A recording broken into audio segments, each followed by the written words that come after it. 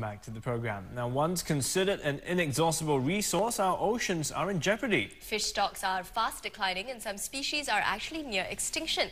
So what can we do to save our oceans? For the answers, we spoke to two marine experts, Rik Leck from the World Wildlife Fund International and a shark researcher, Christine Ward-Page. And they started by telling us more about the immediate threats to the ocean. If we think about the sort of immediate threats, the immediate threats are of rampant overfishing. There's some statistics that are showing that 90% of large predator fish, so your sharks, your tuna, your kind of lions and tigers of the ocean, have disappeared over the last few decades. And then if we look at habitats like coral reefs, a recent research has shown that coral reefs are disappearing at about 5 times faster than the world's rainforests. And we all know that the world's rainforests are disappearing quite quickly at the moment as well. So those two, major pressures on resources through overfishing. And that's a result probably of, overfishing to a certain extent. I mean, fishing in that sense does occur and it has to continue to happen, but I guess is the fact that we've overdone it. I mean, Christine, you're doing research with sharks. I mean, do you find that that's the case, that they're becoming extinct also because there are less places for them to develop, to grow? I mean, I don't know. What are the problems? Well, you raise quite a few good points there. Sharks have been overfished in pelagic waters since the 1950s, but on reefs they've been overfished for as long as people have been using those reefs. So in many areas, sharks have declined by 90 to 99% where we can detect these levels.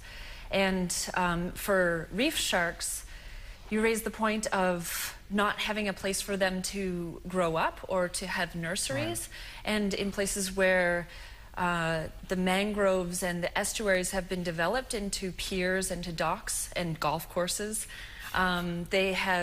they've removed the nurseries, so there's nowhere for those baby sharks to grow up to be adults in order for them to start to reproduce. What can we do then to help in perhaps this fight against, preservation or conservation of the coral reefs and also saving the sharks and fishes? Well, that's a very big question. But there are certain species of fish that are quite chronically overfished and are at such low levels that we really need to question whether we should be consuming those at all. What are those categories? Well, I'll let Christine talk, but I suppose sharks are definitely, in many ways, they have similar life characteristics to whales and dolphins.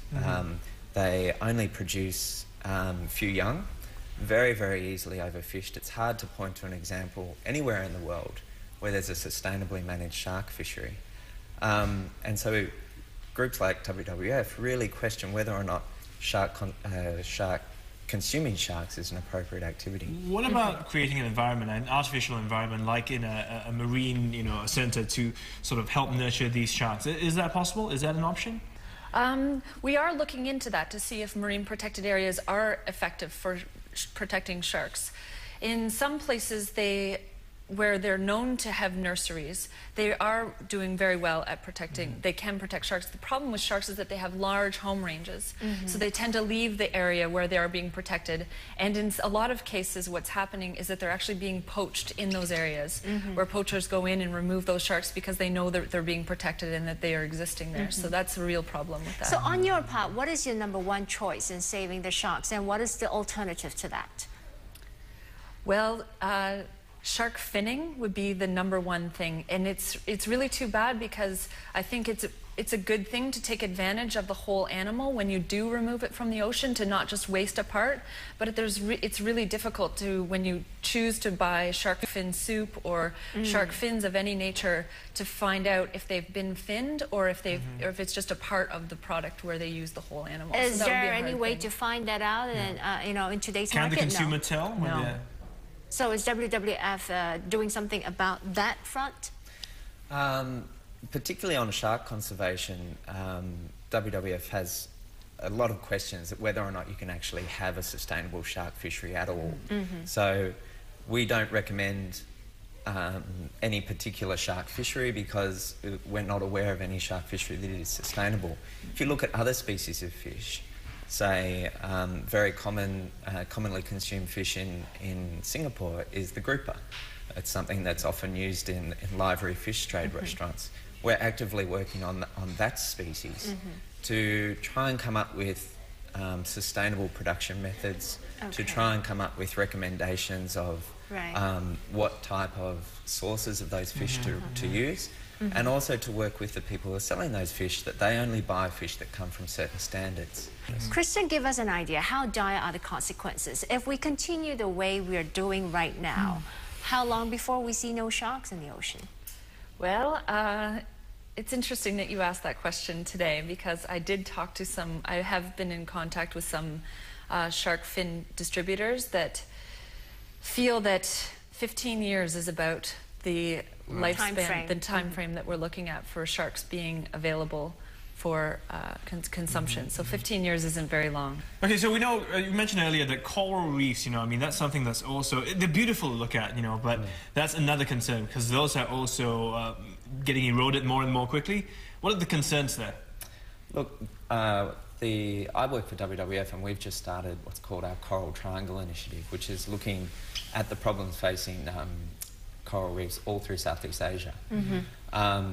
And this is a new initiative. It's really exciting, and it's for the first time actually looking right across the region about what we need to do. There's a whole bunch of things, but core amongst those are setting up protected areas, which benefit not only fisheries but also coral reefs. We really need to start looking at what impact climate change is going to have in the future and how that will affect reefs, and start putting strategies in place to be able to build the resilience of reefs as climate change happens. It does sound like a pretty doom and gloom story, but there are examples around the world where reefs the resilience of reefs have been built up, where people are putting management in place to ensure that not only the beauty of reefs is sustained into the future, but the livelihoods of the people and the industries that depend on them as well are saved. And that's very much when we talk about coral reefs, and probably when we talk about sharks. It's not just an environmental issue, it's actually a social and an economic issue as well, and that's why it's so important. And there are cases when we unwittingly destroy, as we look at these beautiful coral reefs. I mean, what are some of the things that as tourists we can take note of? Look, often we really underestimate the impacts that land-based activities have on coral reefs. Putting in beautiful coastal development can seem fabulous on the land, but if that causes sedimentation or if it causes the smothering of reefs, that can be a really serious issue. Just overusing reefs in terms of too much visitation, too much fishing is a serious issue as well, and that's why marine protected areas are very useful. They just give the reef a little bit of breathing space, and they give it a little bit of resilience, a little bit of health giving, so when a big shock comes along, like warmer temperatures or a disease, it can recover the same way a human can recover from a flu if it's healthier. And that was our interview with Rik Leck from the World Wildlife Fund International and shark researcher Christine Ward-Page. And they were in Singapore last week to take part in a diving event, ADEX 2008. And it's a timely reminder for all of us to be a bit more aware of our actions, because actually tomorrow's Earth Day, right? Right, yeah. Even just down to what kind of fish that you're eating. I mean, those things are important. The choices you make every day, recycling. Yeah. I mean, many of us don't know, but I think recycling, little things that we do on a daily basis do actually add up to the big picture. I think so, yeah. And that's the part where you got to convince yourself that this one bottle, this extra thing, does actually make a difference. It can be kind of tough, but you got to make that extra effort. And tomorrow we'll be talking more about what you can do. That's right. Yeah. And also, you want to get your kids in tow in the action as well. Plus, showing them or knowing what to actually feed them, what can be good, because feeding kids, my kid now is at the age where certain things she just will not eat. In fact, she doesn't eat in general sometimes. Well, that's been Primetime Morning this Monday, 21st April. We'll be back more tomorrow with another exciting show and more on Steve's Kid. All right, have a good day. See you then. Bye-bye.